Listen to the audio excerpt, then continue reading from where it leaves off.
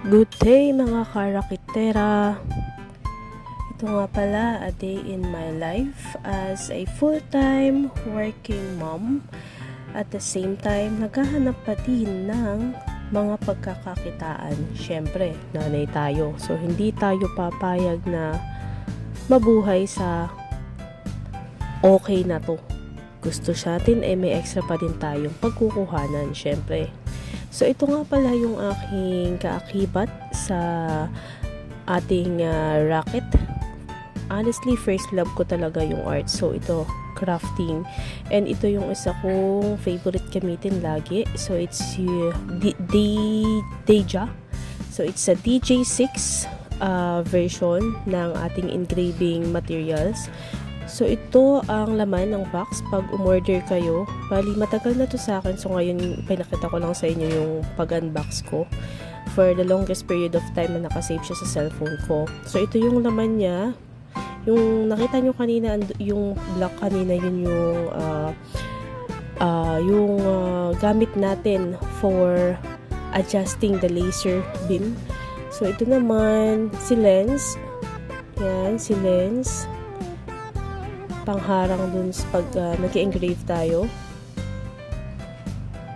Meron din siyang kasamang eyeglass pala na nauna ko nang nilabas. So, ito yung stand niya. If you'd like na gamitin, medyo mataas at makita yung ini-engrave.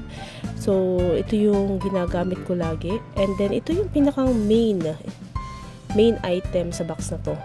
Ito yung pinakang machine niya. So, super cute. Napakaliit niya. Super handy. So, kahit saan nyo siya ipwesto, basta may saksakan, go! At the same time, included din sa package na to yung mga wires natin at may freebies pa siya. Ito yung freebies. So, meron siyang dalawang wood and then yung medyo makapal na paper. And yung black na yan, ito yung pang-adjust natin ng laser beam to confirm na okay yung magiging yung kalalabasan ng i-print natin or i-engrave natin. So, yan siya. Meron na din siyang blank USB for files na pwede nating i-save if gagamit tayo ng laptop.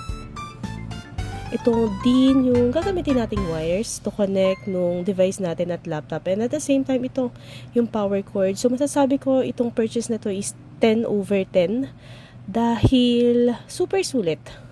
Meron siyang warranty din. Basta i-keep lang natin yung card. And then, ang dami ko nang nagawa dito sa device na to. So, from now on, tulungan nyo na, please subscribe, syempre, kung gusto nyo malaman ang mga ginagawa ko dito sa device na to. At kung ano-ano pa yung pwede natin gawin.